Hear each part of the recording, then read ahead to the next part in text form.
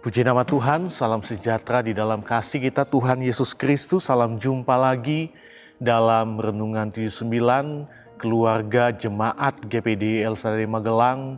Tuhan memberkati kita semua dimanapun kita berada. Mari kita sama-sama akan menikmati kebenaran firman Tuhan. Dan di dalam renungan saat ini saya beri tema tetap andalkan Tuhan. Kita akan melihat di dalam kitab Yesaya 31 ayat 1. Yesaya 31 ayat 1, demikian firman Tuhan, celakalah orang-orang yang pergi ke Mesir minta pertolongan, yang mengandalkan kuda-kuda, yang percaya kepada keretanya yang begitu banyak, dan kepada pasukan berkuda yang begitu besar jumlahnya, tetapi tidak memandang kepada Yang Maha Kudus, Allah Israel, dan tidak mencari Tuhan. Bapak, Ibu, dan saudara-saudari yang diberkati oleh Tuhan, menjalani hidup sebagai anak-anak Tuhan, sebagai orang yang percaya kepada Tuhan, kita tidak akan lepas dari setiap pergumulan hidup. Pasti banyak pergumulan yang akan kita alami. Pertanyaannya, kita mau mengandalkan Tuhan atau mengandalkan kekuatan di luar Tuhan? Namun kalau kita lihat kenyataannya, ada banyak orang Kristen yang tidak mengandalkan Tuhan, yang tidak menaruh harap kepada Tuhan. Padahal nasihat firman Tuhan, orang yang hidupnya diberkati adalah orang yang mengandalkan Tuhan, yang berharap kepada Tuhan. Kita lihat apa yang dikatakan oleh Yeremia dalam Yeremia 17 ayat 7 sampai ayat 8. Saya kira ayat ini adalah ayat hafalan ya. Diberkatilah orang yang mengandalkan Tuhan, yang menaruh harapannya pada Tuhan. Ia akan seperti pohon yang ditanam di tepi air, yang merambatkan akar-akarnya ke tepi batang air, dan yang tidak mengalami datangnya panas terik, yang daunnya tetap hijau, yang tidak khawatir dalam tahun kering, dan yang tidak berhenti menghasilkan buah. Diberkati berarti ada pertolongan kepada mereka, ada jawaban untuk mereka, ada keselamatan yang dari Tuhan untuk mereka yang mengandalkan Tuhan, yang menaruh harapannya hanya kepada Tuhan. Namun sebaliknya, lihat bagi orang yang tidak mengandalkan Tuhan, yang tidak berharap kepada Tuhan, kehidupannya tidak diberkati oleh Tuhan. Tidak ada pertolongan, tidak ada jawaban yang pastinya, dan keselamatan tidak akan mereka peroleh. Yang ada hanya murka Allah yang akan dialami oleh orang yang demikian. Dan itu sudah dijelaskan di dalam Yeremia 17 ayat 5 sampai ayat yang ke-6. Beginilah firman Tuhan, terkutuklah orang yang mengandalkan manusia, yang mengandalkan kekuatannya sendiri, dan yang hatinya menjauh daripada Tuhan. Ia akan seperti semak bulus di padang belantara. Ia tidak akan mengalami datangnya keadaan baik. Ia akan tinggal di tanah angus, di padang gurun, di negeri padang asin yang tidak berpenduduk. Ada perbandingan. Orang yang berharap kepada Tuhan, yang mengandalkan Tuhan, dia seperti pohon yang ditanam di tepi aliran air, menghasilkan buah. Kehidupan yang memuliakan Tuhan. Namun sebaliknya, bagi orang yang tidak mengandalkan Tuhan, dia tidak mengalami berkat Tuhan. Tetapi firman Tuhan katakan hanya murka Allah bagi orang itu. Sama seperti umat Tuhan saat itu. Kalau kita kembali dalam kitab Yesaya, umat Tuhan saat itu dalam menghadapi situasi yang berat, mereka menghadapi serangan dari tentara Asyur. Mereka tidak mengandalkan Tuhan, tetapi mengandalkan kekuatan Mesir. Anggapan umat Tuhan pada waktu itu bahwa Mesir bisa menjadi sekutu yang dapat dipercaya. karena memiliki pasukan berkuda yang lincah, kereta-kereta yang andal, ya. Karena memang Mesir punya kereta-kereta perang yang gagah, yang luar biasa. Namun ternyata anggapan itu meleset. Buktinya mereka tidak memperoleh keuntungan, malahan kehancuran. Mengapa? Karena umat Tuhan meremehkan kekudusan Allah, sumber kekuatan, pertolongan, dan keselamatan. Mereka lupa bahwa Mesir bukan Allah. Mesir tidak kokoh, Mesir lemah dan tidak dapat menyelamatkan. Sebab yang dapat menyelamatkan itu hanyalah Tuhan. Kita lihat di dalam ayat 2 sampai ayat 3, Yesaya 31. Akan tetapi dia yang bijaksana akan mendatangkan malapetaka dan tidak menarik firman-Nya. Ia akan bangkit melawan kaum penjahat dan melawan bala bantuan orang-orang lalim.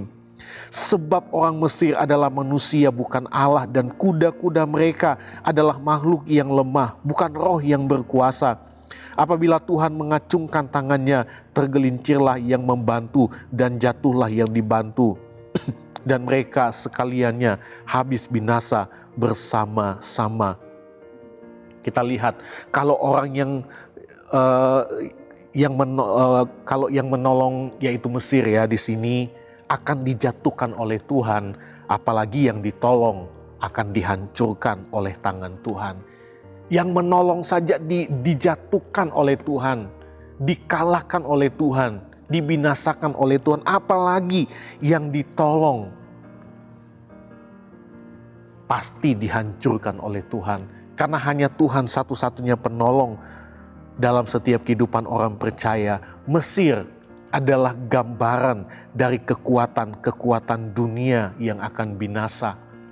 Dan orang-orang yang mencari dunia dan kekuatannya pasti akan turut binasa.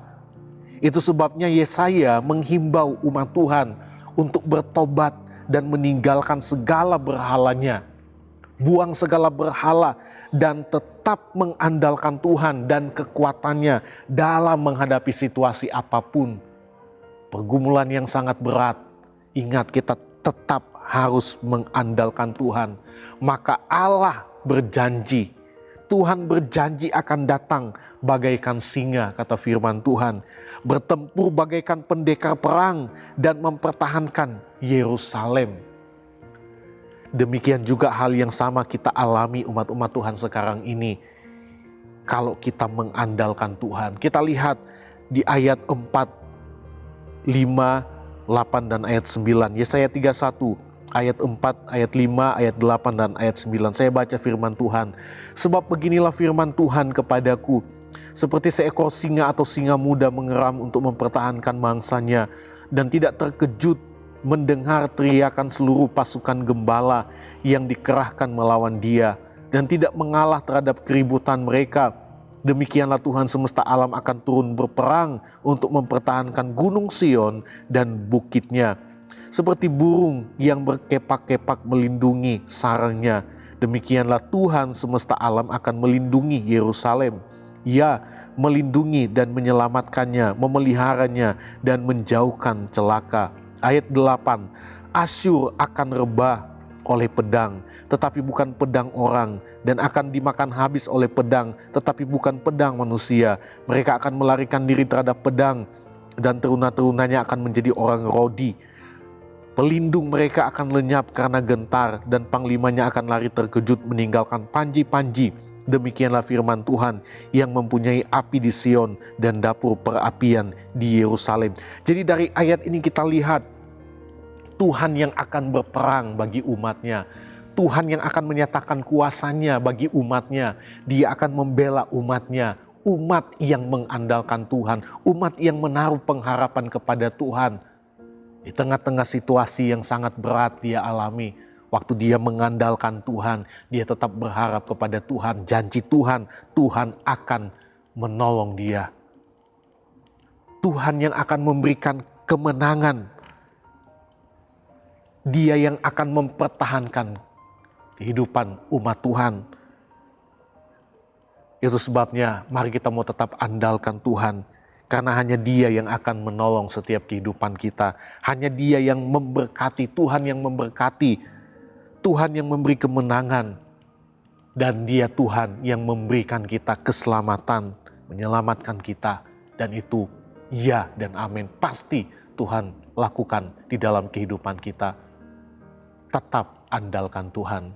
Mari Bapak Ibu, kita sama-sama akan berdoa.